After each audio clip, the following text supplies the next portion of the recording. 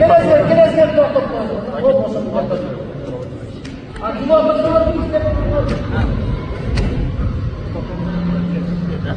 Görmüyor musun?